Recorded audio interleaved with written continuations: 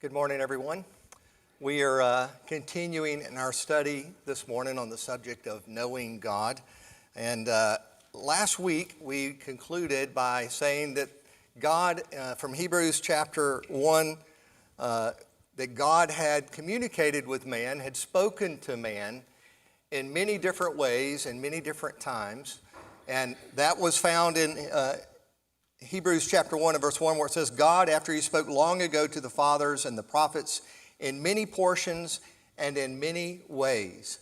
God has spoken to us in many different ways over the time, over the history of mankind. We said that there are two ways that we're going to be looking at in this class in which God has spoken to us. More than two ways, but two categories. The first one is general revelation, sometimes referred to as natural revelation or universal revelation. And in general revelation, we're referring to God speaking to us through the creation. That is, the things that God has done in creating the world and creating man. God has spoken to us through the creation. The second way, of course, was special revelation, which will come later in our class, in which God has spoken directly to us, specific or special revelation. And there are many ways that God has spoken to us through special revelation. We'll be focusing primarily on God speaking to us through the Word. But we started talking last week on the subject of natural revelation. We used as our introduction to those two ideas, the idea of general revelation and special revelation, by looking at Psalm the 19th chapter. Psalm 19, you could divide that chapter into two parts. The first part we focused on last week as the description of the creation, that God has spoken to us through the creation. The second part, beginning in verse 7, God is speaking to us through the law or through His Word, in other words. I don't think there may be a focus on the law of Moses by David there in that last part, but he's really speaking of God speaking directly to man and directing man that way.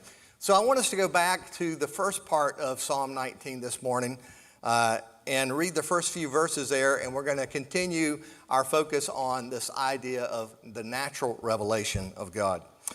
Beginning in verse 1, Psalm 19 says, "The heavens are telling of the glory of God, and their expanse is declaring the work of His hands.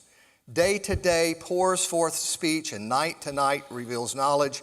There is no speech, nor are there words. Their voice is not heard, but their line has gone out through all the earth, and their utterances to the end of the world. In them He has placed a tent for the sun, which is a bridegroom cometh out of his chamber. It rejoices as a strong man to run his course. Its rising is from one end of the heavens, and its circuit to the other end of them. There is nothing hidden from its heat." So here, the glory of the Lord is described in the heavens, the expanse, the stars of the universe, as it were. As we look out into the planets, the sun is described. and the marvel of the sun, even the sunset coming up every day, the things that are happening there. He says, these things are telling of the glory of God and declaring the work of his hands. It's interesting, he goes on to say, there are no actual words, but then again, their utterances are heard to the end of the world. So it's clear that he says God is speaking to us in the things that he did. Now, if we think back to our passage in Acts chapter 17, we're told that God made us that we might search after him. And so what I'm going to suggest to you in this class is that the way in which natural revelation speaks to us is that it prompts questions. First of all, it prompts questions. And we'll look at those questions in the course of our class. We'll look at least beginning next week at the questions that it prompts. But the second thing that it does is that it teaches us about God himself. That there's much more revealed about God in the creation than we may often realize. And so we'll be talking about that as well. What do we learn about God in nature? In the creation itself, what do we learn about God? And of course, not the least of which is what we learn about God through ourselves as part of his creation. But first I want to talk to you a little bit this morning about this idea of the heavens declaring the glory of God. In Psalm 33, beginning in verse 6, it says, by the word of the Lord the heavens were made, and by the breath of his mouth all their host. So there he says, by the word of the Lord, the heavens came into being. And of course, that aligns with what we read in Genesis, the first chapter, right? In the beginning, God created the heavens and the earth, and God said, let there be light, and there was light, right? So there is this idea that the word of the Lord, God spoke into existence the heavens, and by the breath of his mouth, all their host. He goes on to say here, he gathers the waters of the sea together as a heap, and he lays up the deeps in storehouses. Let all the earth fear the Lord. Let all the inhabitants of the world stand in awe of him. For he spoke, and it was done. He commanded, and it stood fast.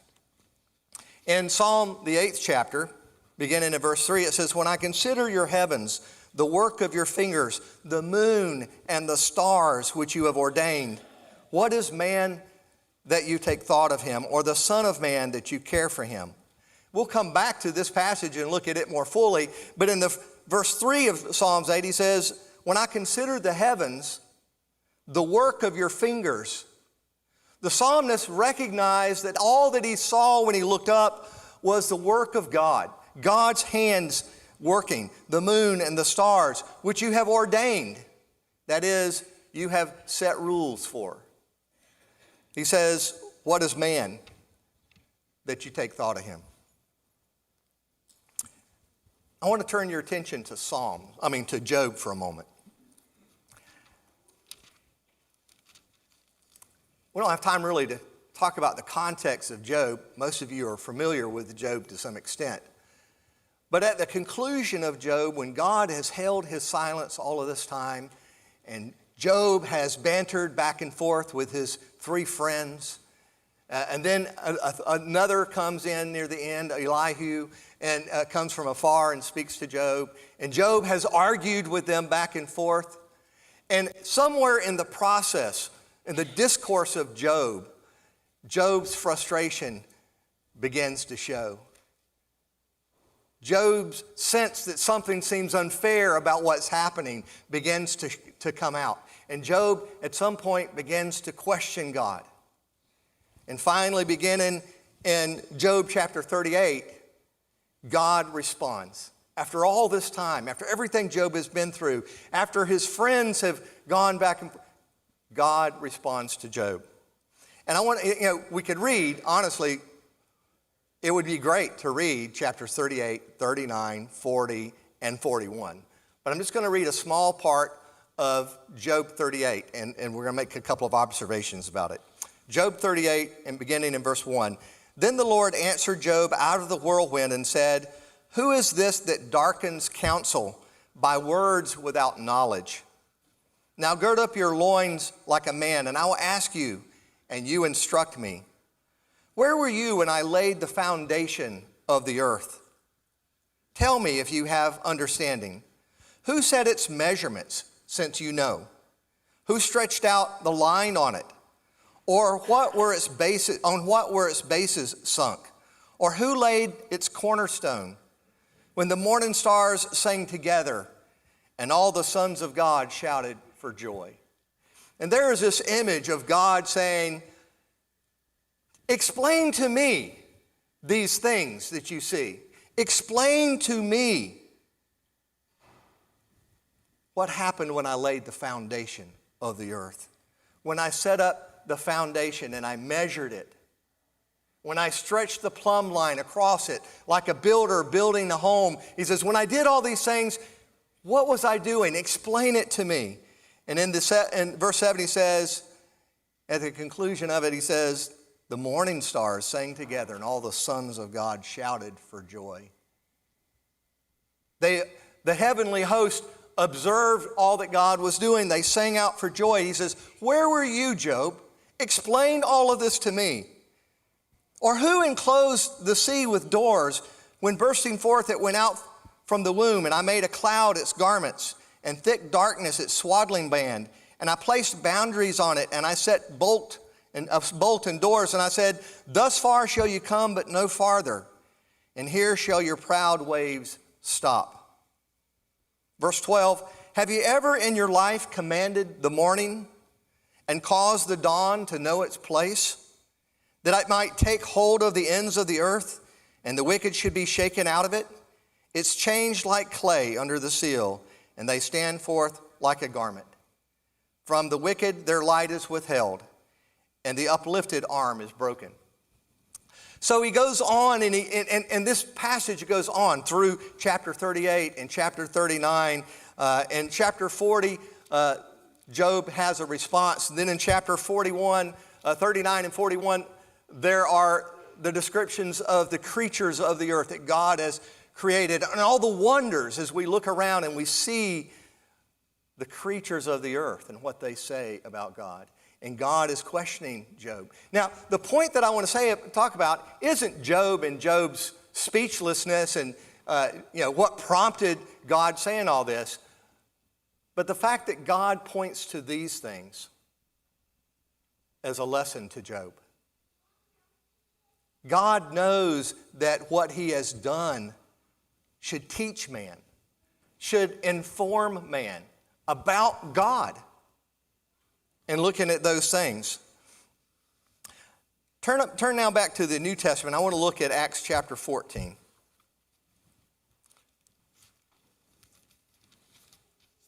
In Acts chapter 14, we find that Paul and Barnabas are in Lystra, and they heal a lame man in the city of Lystra. Now, keep in mind, we've already looked at Acts chapter 17, where Paul is in Athens, and he delivers this tremendous speech, which we'll refer back to many more times in this class. But now we've gone back a little further in their travels, and we're with Paul and Barnabas in Lystra. They heal a lame man, and the response of the people there, who are Greek people, who worship the Greek gods, right? They see this miracle.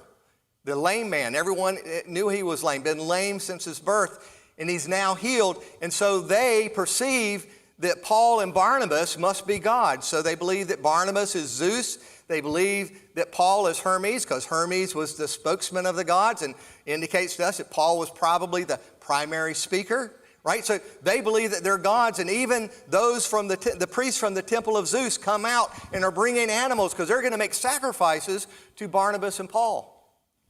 And Barnabas and Paul tear their robes and rush and begin to say, no, we are just men. We're just men like you. But Paul seizes upon this, similarly to what he does later in Athens that we've already looked at. He seizes upon this moment and begins to preach the gospel to them and explain to them the God of heaven. And if you look at this brief speech and compare it to Acts chapter 17, it's largely the same sermon. And we're seeing a briefer version. He says in verse 15, "Men, why are you doing these things? We are also men of the same nature as you, and preach the gospel to you that you should turn from these vain things," that is, their idolatry, "turn from these vain things to a living God, who made the heaven and the earth and the sea and all that is in them. In the generations gone by, he permitted all the nations to go their own ways, and yet he did not leave himself without witness." So he identifies God as the creator of the heavens and the earth and the sea and all that is in them. And I would suggest to you that those things are identified because the heavens, without saying, the heavens are amazing. And probably second only to that to men at that time, and really still men at this time, is the sea. The mystery of the sea and the depths of the sea. He says he's made the heaven and the earth and the sea and all that is in them. But he says in generations past he has allowed the nations to go in their own way.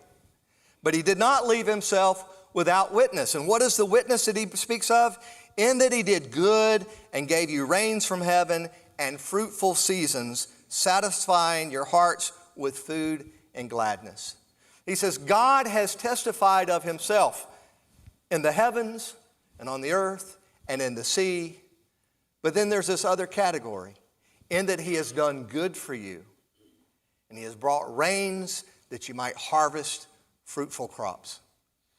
Now what's interesting about that is pretty much every culture had some aspect of worship that was related to harvest.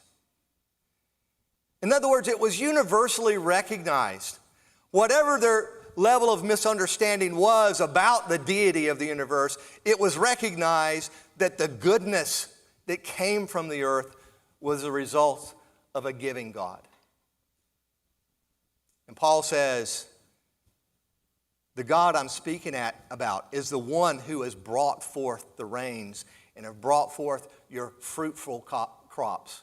Has provided, all along, he's been providing for you, even though he was allowing you on some level to go your own way. He witnessed of himself through the rain. He witnessed of himself through the good that he did in providing fruitful seasons and satisfying their hearts with food and gladness. So when we are talking about the creation and God speaking to us, God speaks to us through the incredible things that we see, but he also spoke to us of his goodness. Of his goodness. Turn over to Psalm 33.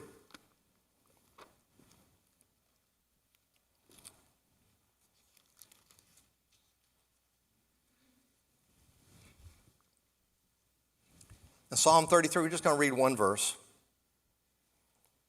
Speaking of God, the psalmist says, he loves justice and righteousness.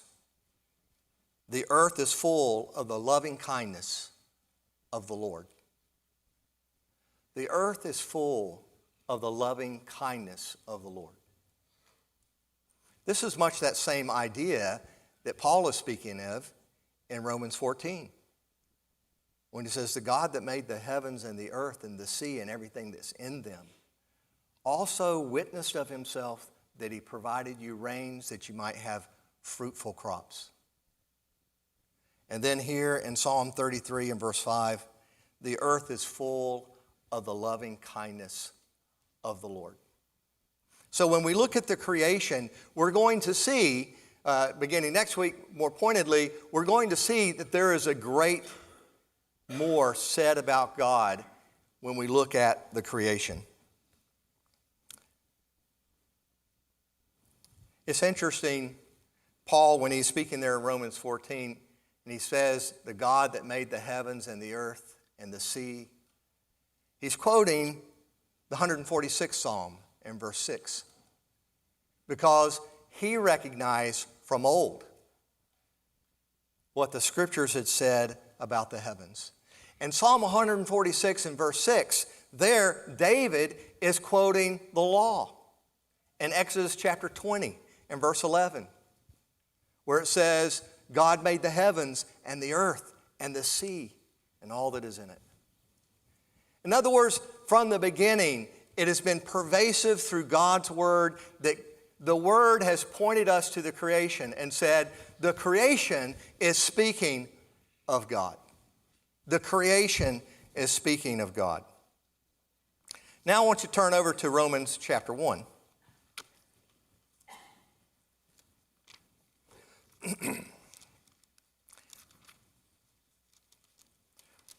Romans chapter 1 is probably the passage that is most often pointed to talk about how God has revealed himself to man in general revelation. So we're going to look here. In Romans chapter 1, Paul begins this letter to the church at Rome speaking of the gospel. From the very beginning, he comes out speaking of the gospel. And in verse 16, he says, for I'm not ashamed of the gospel, for it is the power of God for salvation to everyone who believes, to the Jew first and also to the Greek. For in it the righteousness of God is revealed from faith to faith, as it is written, but the righteous man shall live by faith. So he says the gospel reveals the power of God to save. The power of God to save. We're another theme that we're going to come back to when we come to this idea of special revelation, and that is the redemption of God. But he says the gospel is the power of God to save, to the Jew first, but also to the Greeks. The righteous man shall live by faith. Faith in the gospel and its teachings. But verse 18, he says something that we want to pay attention to. He says, for the wrath of God is revealed from heaven against all ungodliness of men and unrighteousness of men who suppress the truth in unrighteousness. Now there's something that should have been startling. It was probably startling to anyone who heard this message. The wrath of God.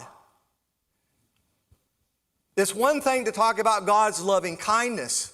It's another thing to talk about God's creation and it's the awe that it inspires. But it's something different to talk about God's wrath. He says the wrath of God is revealed from heaven against all ungodliness and unrighteousness of men who suppress the truth in unrighteousness.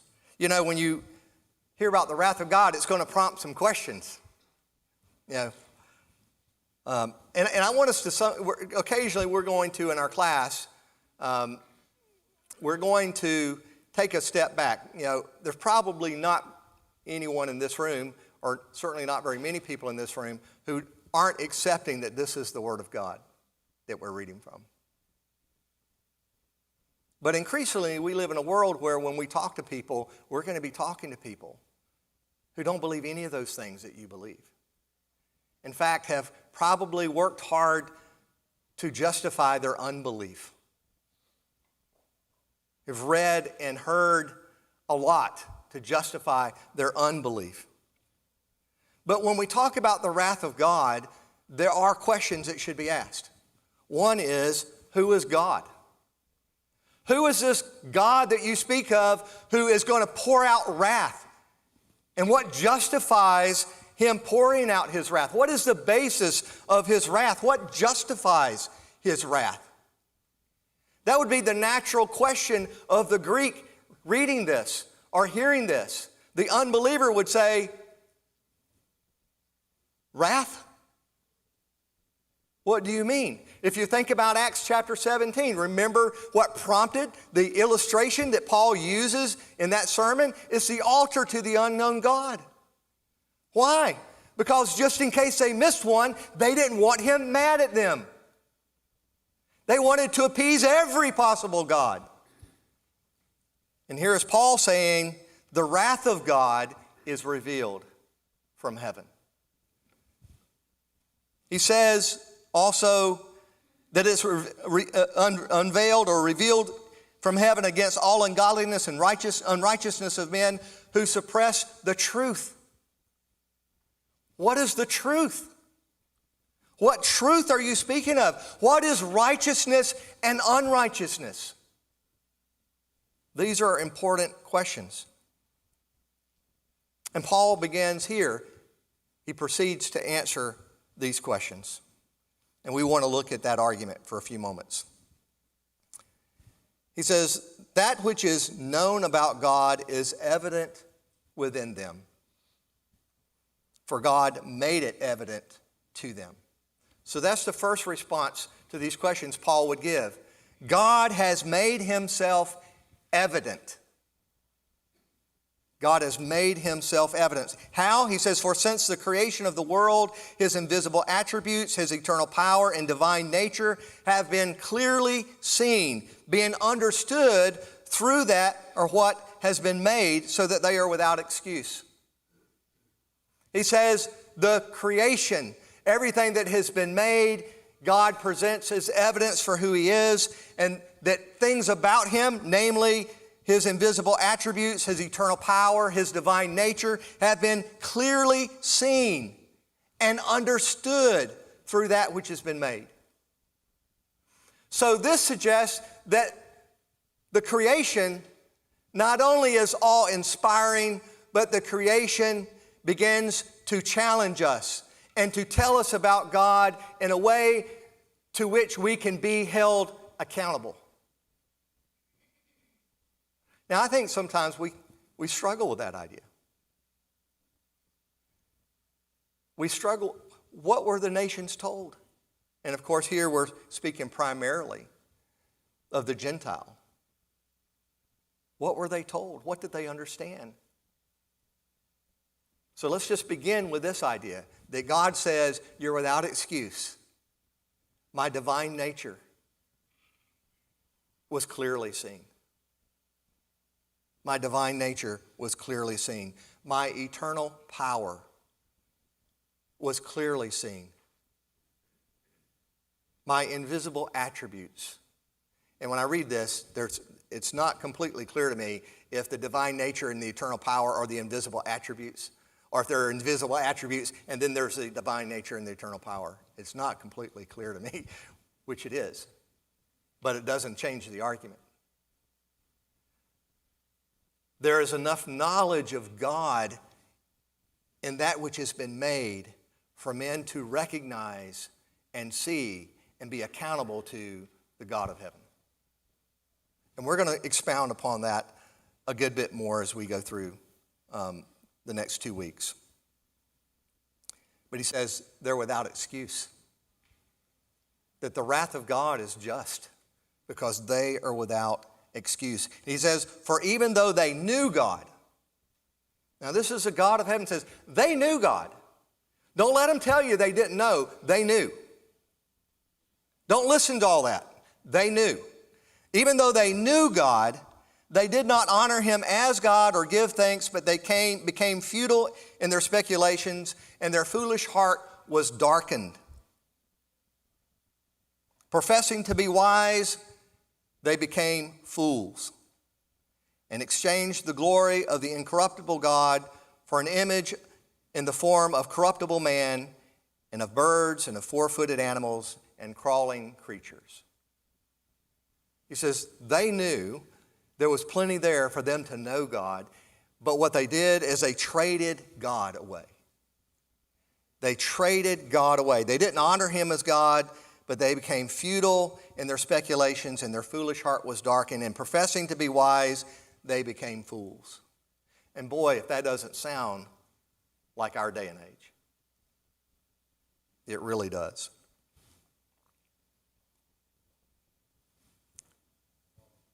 Yes.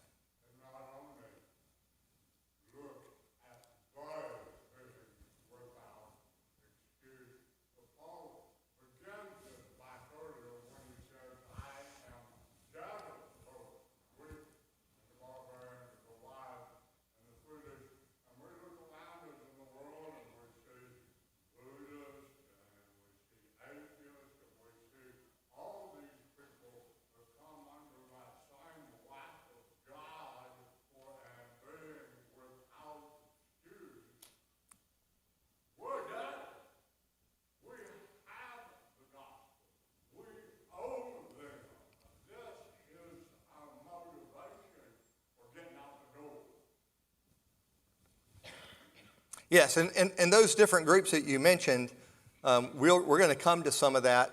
We're going to touch on it lightly, but we're going to talk about the idea. There are other religions in the world, right? Other concepts of God that we'll come to in our class. So we're going to talk about that. But you're right.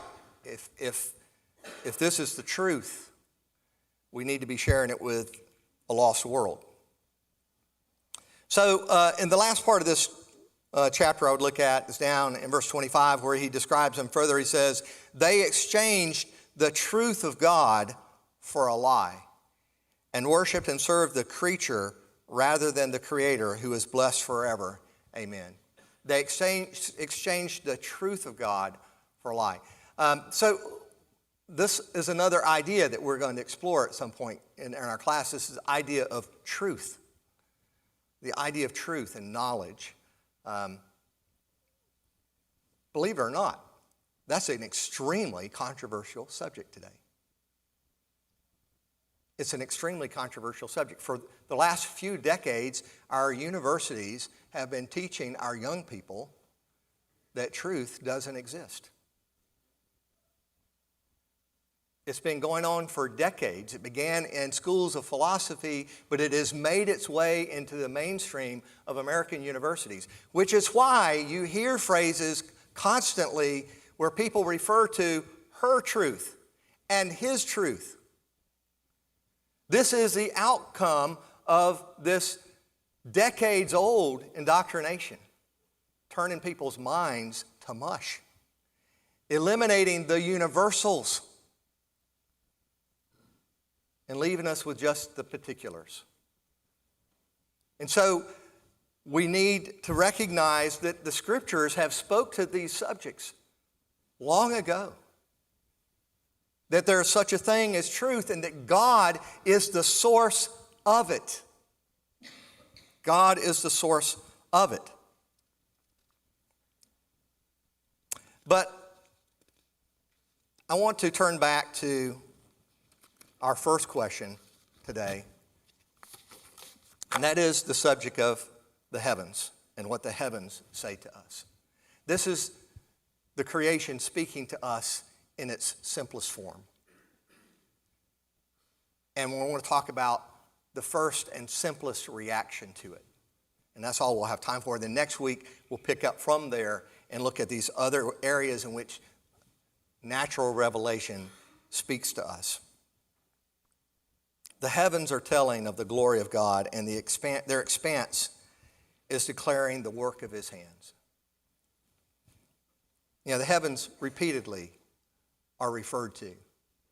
And I think there's some obvious reasons for that. I mean, we could sit here and talk about different parts of the creation, and we'll look at some other areas in our next couple of classes. But I think the first and most obvious way in which we are awed by the creation is the sky. And think for a moment about David, who's writing this psalm. Think about David's context.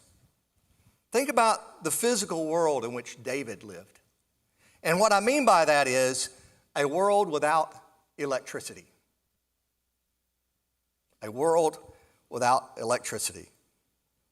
Electricity has allowed us to turn the night into the day. We can go to a football game or a baseball game and they sling a ball around in the night sky and they see it like it's day. I live a little bit out into the country, not too far, but just far enough that once I'm all the way out there, if I'm in a place where I don't have trees blocking my view, I can see the glow of the lights over the city of Gainesville. And if I turn and look the other way, it's much darker because the light is stealing the darkness over the city. But on occasion, we find ourselves outside of the city. And perhaps we're outside at night and the atmosphere is clear, the view is clear, and we look up and we see that startling view of the stars. And suddenly you realize how much the city is robbing from you with its electricity and the glow of its lights. And suddenly in the vast darkness, we see the heavens and we stare at it. And so the psalmist David says, the heavens are telling of the glory of God. What are the heavens saying? Perhaps what they're saying to us is, where do you think we came from? Where do you think we came from? Who do you think made us? And if you think we're incredible, how incredible and amazing and awe-inspiring is the one who made us?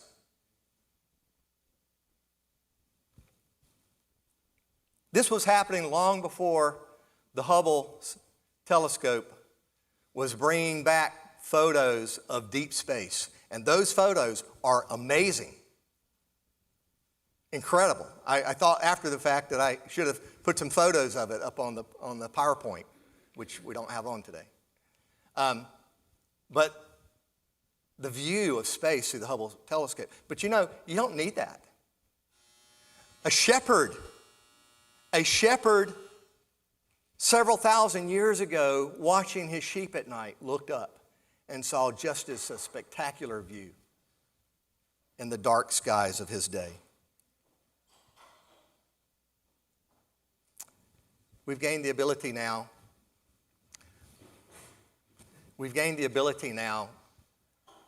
to know much more about space than David ever knew.